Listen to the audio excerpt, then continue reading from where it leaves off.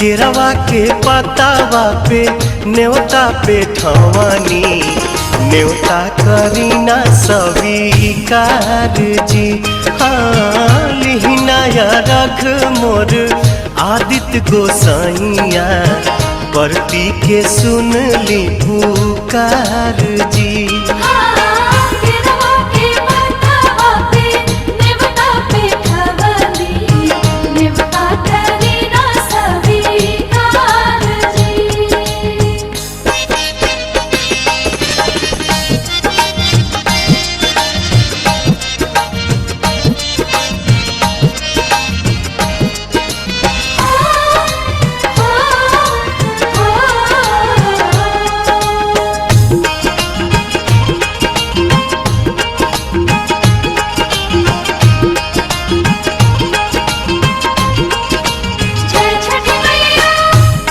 हम अरघ दुनो बेरा आदित तोहे सझिया फजीरे।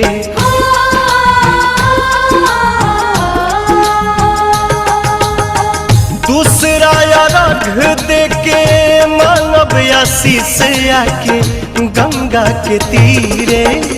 दिन के सहैया रौवे रोग हराइया जी रौवे से जग में जोर जी।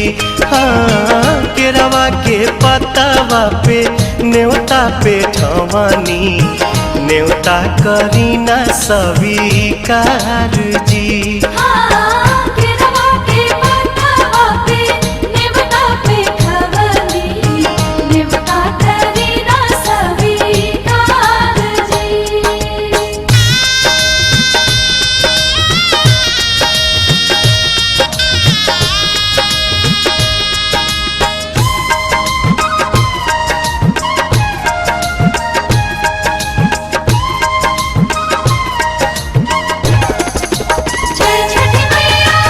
नजरी के कोर से करिले अजोर जग रौवे से जागेला।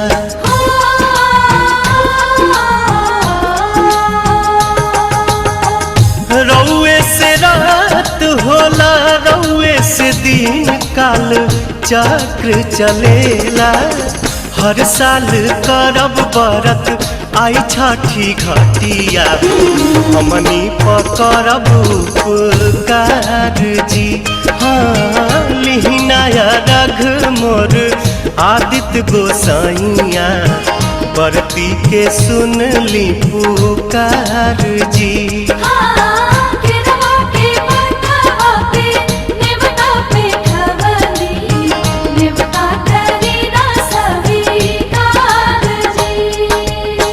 केरवा के पतावा पे न्योता पे ठवानी न्योता करीना स्वीकार जी।